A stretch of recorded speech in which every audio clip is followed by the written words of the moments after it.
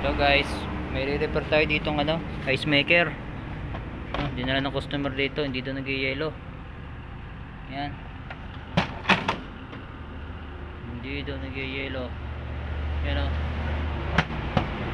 Ma-under na yung niya, blower niya, pero hindi nagbibigay ng tubig oh. Yan ang i-check natin kung ano naging problema nito.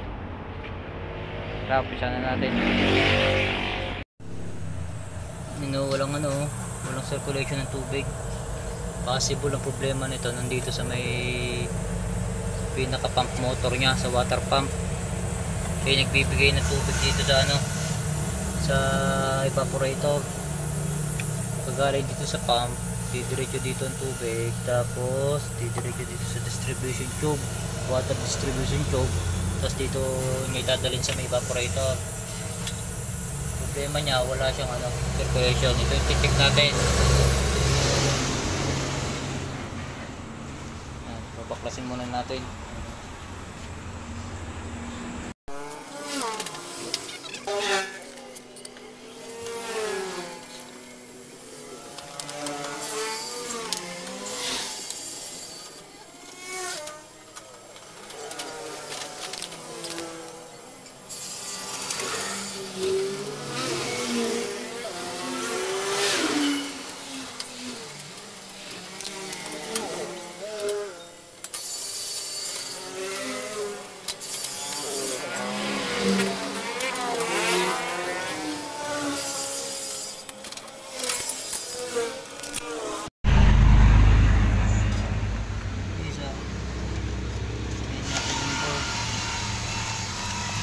Supply ng pump. Ito ang tetester natin. Pump.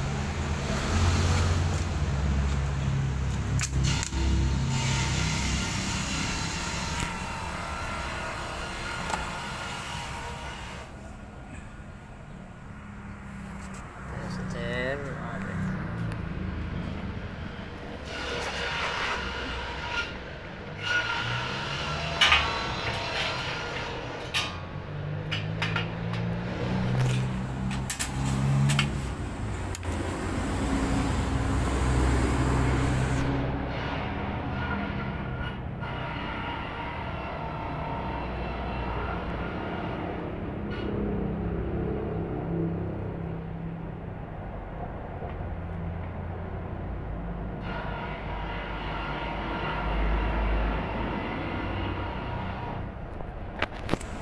Palo siya guys oh.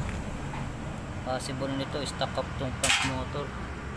O titingnan natin ito kung mayroong lumalabas na supply dito sa ball.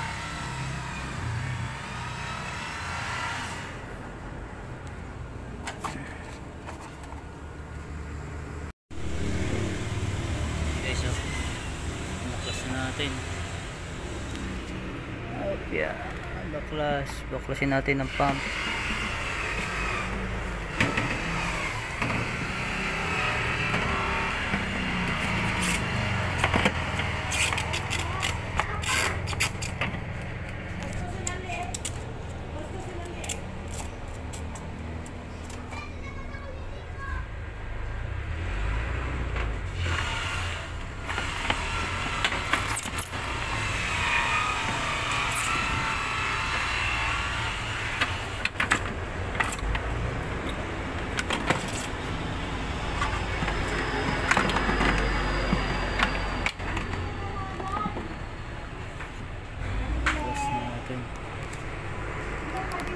Ay, ito na ating i-check kung okay pa.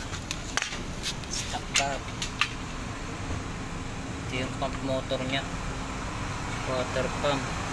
Ang space nya ay 220 volts 60 Hz.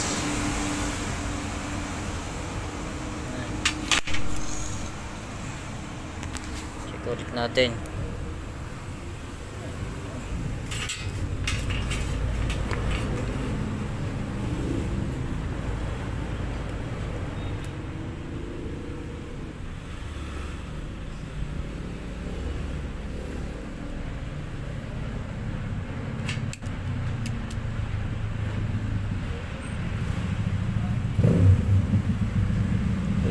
siya, oh, mapalo. Possible nito, stuck up to.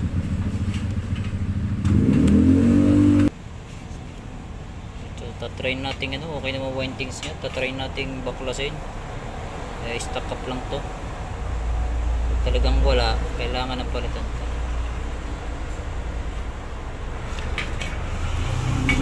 Titingnan din natin kung may lumalabas sa 220 doon.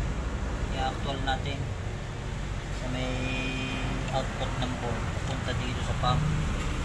Kailangan may lumabas na 220 dito kasi itong pump natin is 220 volts.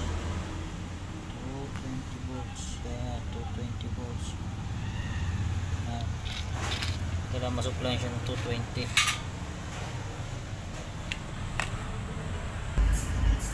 Yan guys, oh, subukan natin ano, itatry natin kung may output supply itong board na to papuntang pump. Kailangan may 220 volts dito lumabas. Try mo natin i-saksak.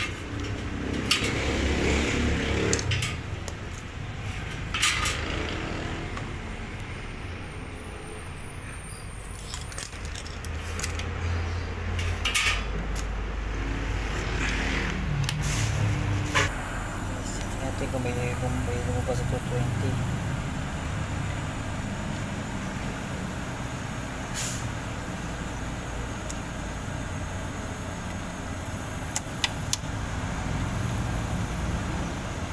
Okay, so mayroon, no?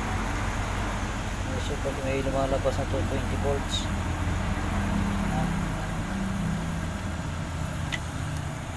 ibig sabihin nandito nga yung problema natin, nasa pump. Meron siya lumalabas sa 220 dito. Ito ang problema.